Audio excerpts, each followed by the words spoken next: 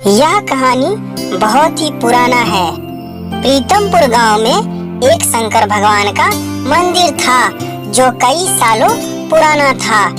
जब कभी भी गांव पर कोई परेशानी आती, उस मंदिर से एक रोशनी चारों तरफ फैल जाती और रोशनी इतनी तेज होती कि कोई भी उस रोशनी के सामने टिक नहीं पाता था। प्रीतमपुर गांव में एक दिन एक मुसाफिर आया। उस मुसाफिर का नाम मोहन था।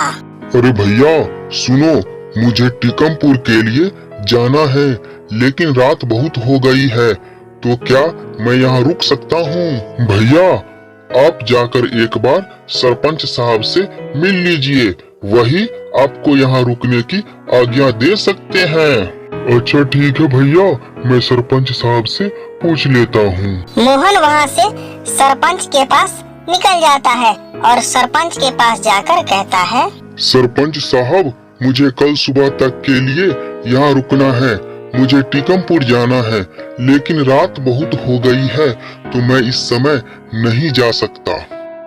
कोई बात नहीं, आप हमारे गांव में रुक सकते हैं। बहुत बहुत धन्यवाद आपका सरपंच साहब जी। सरपंच साहब मोहन को अपने ही घर में रोक लेते हैं और मोहन का बहुत आदर सम्मान करते हैं।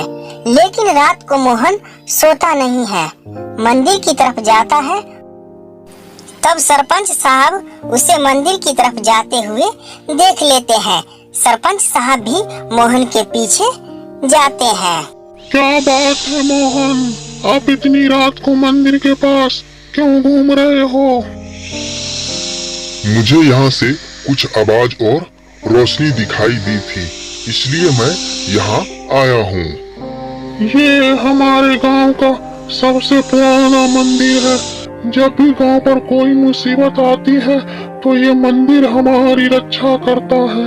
यहाँ कोई नागिन है क्या? आपको कैसे पता? मुझे ऐसा लगा जैसे यहाँ कोई नागिन है। तुम कौन हो? मैं मोहन हूँ। तुम कोई और हो, तभी तुमको ये पता चला कि यहाँ पर कोई नागिन है। सरपंच साहब की आवाज सुनकर वहाँ पे कुछ लोग पहुँचे। क्या हुआ सरपंच जी? इसे हमने मेहमान समझकर अपने घर और गांव में रखा, लेकिन ये कोई साधारण इंसान नहीं है, इसे भी पता है यहाँ नागिन है। मैं सपेरा हूँ और मैं इस नागिन की तलाश में ही आया हूँ। मुझे किसी भी तरह ये इच्छाधारी नागिन चाहिए। इस इच्छाधारी नागिन को तुम यहाँ से नहीं ले जा सकते हो।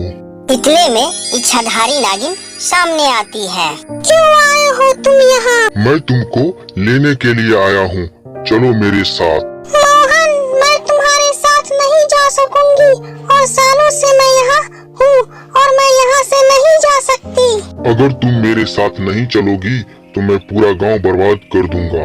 इतना कहते ही तेज हवा चलने लगती है, लोगों के घर टूटने लगते हैं। मत करो ऐसा तुम। मैं ऐसा करना नहीं चाहता था, लेकिन तुम मेरी बात नहीं सुन रही हो। मैं यहाँ से नहीं जा सकती, अगर मैं यहाँ से गई तो मेरी मृत्यु हो जाएगी। अगर तुम मेरे साथ नहीं गई तो तुम्हारे बचपन का गांव बर्बाद हो जाएगा, उस पर संकट है। क्या संकट है? वहाँ एक अघोरी ने अपना डेरा डाल लिया है और वह लोगों को बहुत परेशान करता है। अगर तुम नहीं आई तो वो सबको मार डालेगा। सिर्फ तुम ही उससे लड़ सकती हो। वो शक्ति मेरे पास भी नहीं है जो तुम्हारे पास है। इच्छाधारी नागिन, तुम यहाँ से कुछ ऐसा करो कि उस अघोरी को सबक मिले।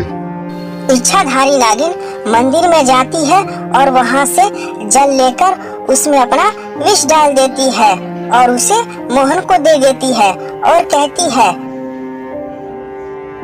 जहाँ पे अघोरी पूजा करता है तुम उस पूजा स्थल पर छिड़क देना। अगर अघोरी की नीयत खराब होगी तो उसकी सारी शक्तियाँ चली जाएंगी। मोहन उस जल को लेकर वहाँ उस अघोरी के पास जाता है जहाँ वह पूजा करता है। अघोरी, तुम लोगों को शराब पिलाना बंद करो, इससे गांव के लोगों की मौत हो रही है। तुम कौन होते हो मेरे बीच में बोलने वाले? मैं ऐसा ही करता रहूंगा। ऐसा बोलते ही ये मुझे क्या हो रहा है? कोई मुझे बचाओ, मेरी शक्तियाँ खत्म हो रही है। मैं कुछ भी नहीं समझ पा रहा हूँ। और अघोरी को लकवा हो जाता है और उसका शरीर नीला पड़ने लगता है। वह जमीन पर गिर जाता है। अघोरी, तुम साधारण इंसान हो और अब तुम हमारा कुछ नहीं बिगाड़ सकते। तुम्हारी एक गलती ने तुम्हारी सारी शक्तियाँ खत्म कर दी। इतने में नागिन की छाया सबको दिखाई देती है। ये तुम्हारे कर्मों का फल है। मोहन ने तुमको पहले ही समझाया था। मैंने अपने पैर पर खुद ही कुल्हाड़ी मार दी।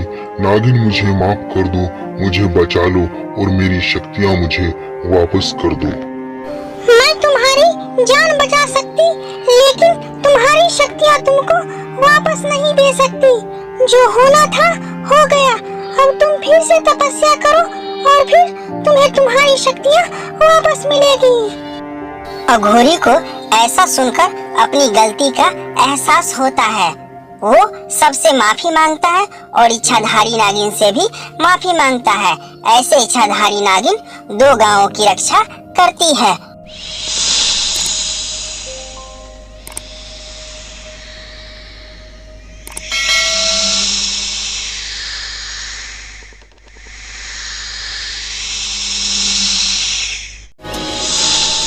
नागिन और नागमणि।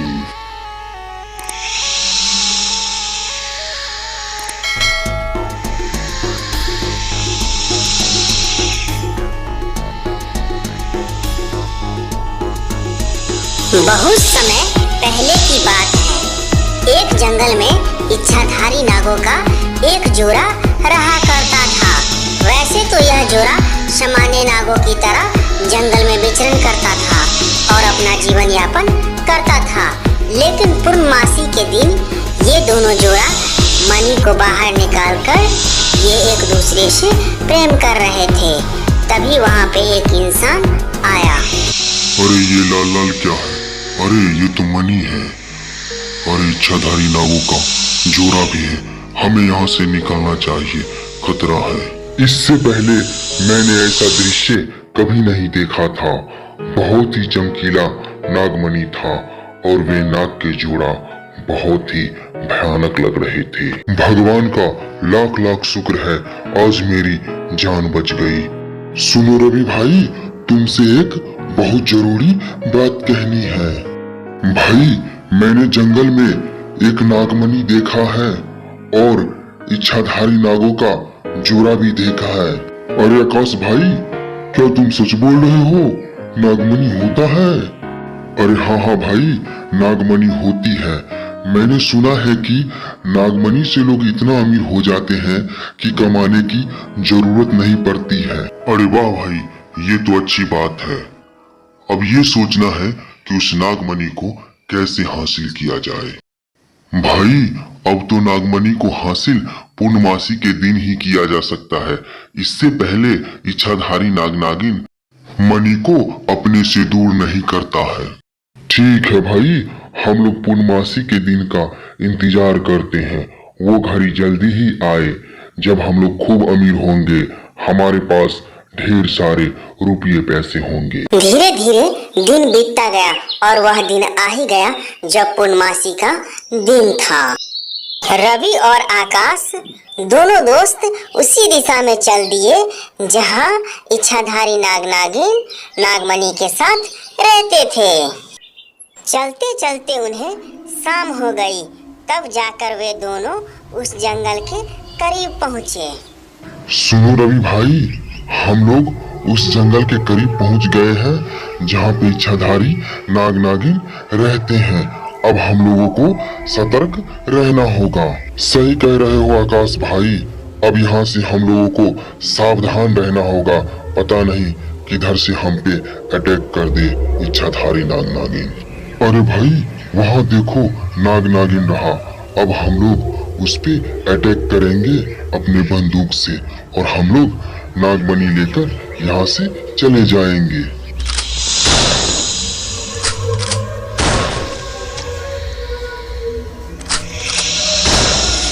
दोनों दोस्त ने अंधाधुंध फायरिंग किया जिसमें नाग मारा गया, लेकिन नागिन किसी तरह जान बचाकर वहां से भाग गई। चलो भाई, हम लोग जल्दी से नागमणि लेकर जंगल से बाहर निकलते हैं। वे दोनों जंगल से मणि लेकर वे शहर गए और उसे बेचकर बहुत बड़े आदमी बन गए। उन दोनों के पास पैसों की कोई कमी नहीं थी और वे आराम से रहने लगे।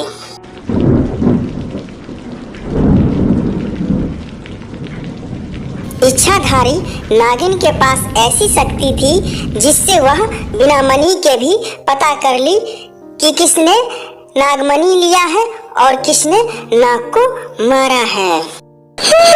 हमें सबसे पहले उस सेठ के पास जाना है जिससे वे दोनों ने मणि को बेचा है।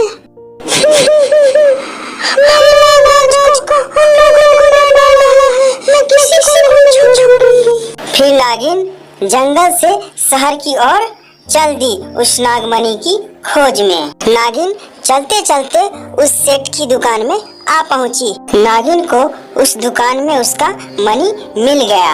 इच्छाधारी नागिन को मणि मिलते ही वह एक लड़की की रूप धारण कर ली। मणि मिल गया, अब हम दोनों को मार डालेंगे जिसने हमारे पति नागराज को मारा है।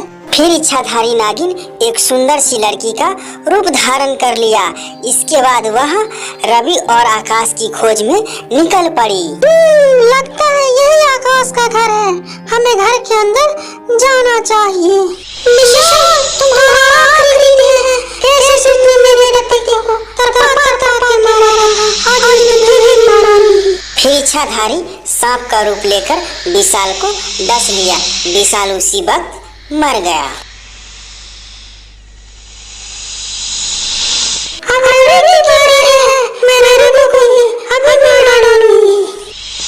फिर इच्छाधारी नागिन ने रवि को भी डस लिया और उसे भी मार डाला। इसके बाद इच्छाधारी नागिन हमेशा के लिए उस शहर को छोड़कर कहीं दूर जंगल में चली गई। बच्चों, यदि आपको यह कहानी अच्छी लगी हो और इस तरह की अच्छी अच्छी कहानियाँ देखनी है तो इस चैनल को सब्सक्राइब जरूर कर ले, साथ ही बेल आइकन को प्रेस कर ले ताकि आपको नया नया नोटिफिकेशन मिलता रहे। धन्यवाद बच्चों।